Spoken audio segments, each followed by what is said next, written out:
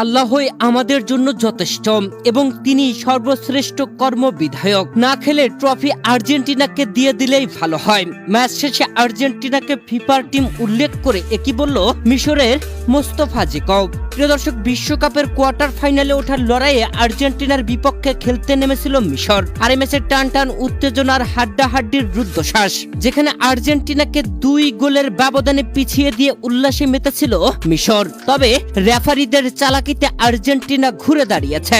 ম্যাচের 15তম মিনিটে ইয়াসের ইব্রাহিমের দুর্দান্ত গোলে 1-0 এগিয়ে গিয়েছিল মিশর। এরপরে 17 মিনিটে ফাউল করেছিল মিশরের ডি বক্সে। সেই ফাউলে পেনাল্টি ধরেছিল রেফারি, আর সেই পেনাল্টিতে গোল আদায় করতে ব্যর্থ হন লিওনেল মেসি। হতাশ হওয়া মেসিরা প্রথমার্ধে গোল পরিশোধ করতে পারেনি। প্রথমার্ধে 1-0 এগিয়ে থেকে বিরতিতে যায় মিশর। গ্যালারিতে উদযাপন করছিল মিশরীয় সমর্থকেরা। প্রিয় দর্শক, দ্বিতীয়ার্ধে মাঠে এসে ম্যাচের 58তম মিনিটে মিশরের মোস্তফা জিকভর অবিশ্বাস্য গোল করে উদযাপনে মাত্র মিশর। তবে 3-4 মিনিট পার হওয়ার পরে রেফারি ভিআর চেকে গোলটি বাতিল করলেন। ফাউলের কারণে বাতিল করেছেন গোল, এমনটাই কারণ দর্শন করেছেন রেফারি। যেখানে মোস্তফা জিকভ বল নিয়ে গোল করবার আগে মিশরের গোলবারের কাছে কর্নার সাইডে ফাউল হয়েছিল।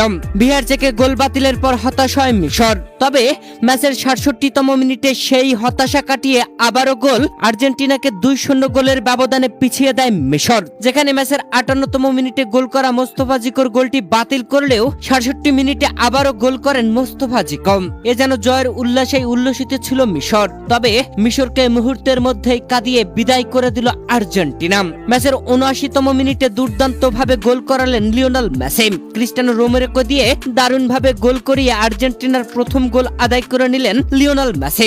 এরপরে 4 মিনিট না যেতেই লিওনেল মেসির জাদুকরী গোল। ডি বক্সের ভেতর থেকে বুলেট কিকে গোল আদায় করে নিয়ে অন্যরকম সেলিব্রেশন লিওনেল মেসির। 78 মিনিটে 2-0 গোলে পিছিয়ে থাকা আর্জেন্টিনা 83 মিনিটেই সমতায় ফেরে। পরপর 2 গোল দিয়ে উদযাপনে মাতে লিওনেল মেসিরা।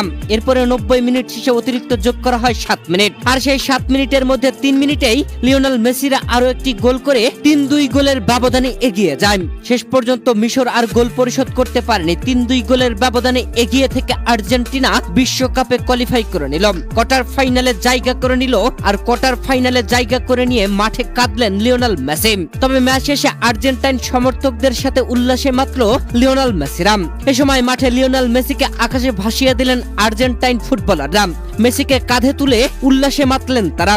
তবে ম্যাচ শেষে মিশরের মোস্তফা জিকভ বিস্ফোরক মন্তব্য করলেন আর্জেন্টিনাকে নিয়ে। ম্যাচ শেষে উপস্থাপক মিশরের জিকোকে প্রশ্ন করেন, দলের জন্য এটি একটি অনেক বড় ম্যাচ ছিল। প্রথমার্ধটা দারুণ ছিল এবং দ্বিতীয়ার্ধের শুরুটা চমৎকার থেকেও ভালো ছিল। ম্যাচের শেষে কি হলো? আপনার কি মনে হয় কি কারণে শেষ পর্যন্ত এমন ফলাফল হলো? কান্না ভেজা কণ্ঠে মিশরের জিকো বললেন, রেফারি মোটেও ন্যায়পরায়ণ ছিল না। রেফারি একদম ফেয়ার ছিল না। এটা অন্যায়, একদম পরিষ্কার এবং স্পষ্ট অন্যায়। সে একটি পুরো দেশের পরিশ্রম নষ্ট করে দিয়েছে। ম্যাচের শুরু থেকে সে আমাদের বিরুদ্ধে ছিল।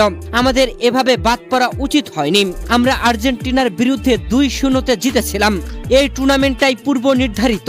আজকে এক পেশে ছিল রেফারি। আল্লাহই আমাদের জন্য যথেষ্ট এবং তিনি সর্বশ্রেষ্ঠ কর্মবিধায়ক। এরপরে সাংবাদিক জিকোকে প্রশ্ন করেন, আপনার কি মনে হয় মিশরীয় দর্শকদের উদ্দেশ্যে কি বলতে চান? চ্যাম্পিয়নদের বিরুদ্ধে আপনারা যে দুর্দান্ত পারফরমেন্স দেখিয়েছেন সেটা নিয়ে কি বলতে চান? এ সময় জিকো বলেন, আমি তাদের কাছে ক্ষমা চাচ্ছি।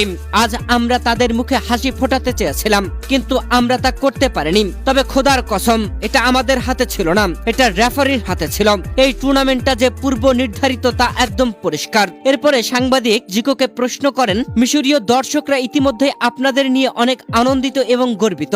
এ নিয়ে আপনি কি বলবেন? এ সময় জিকো বলেন, আর্জেন্টিনাকে বিশ্বকাপ জয়ের জন্য অভিনন্দন। অভিনন্দন, আমাদের আর অন্য কিছুর দরকার নেই। প্রিয় দর্শক, আর্জেন্টিনা ও মিশরের ম্যাচ নিয়ে আপনিও কি মনে করেন আর্জেন্টিনাকে সমর্থন দিয়েছে রেফারি? অবশ্যই জানাবেন কমেন্ট করে।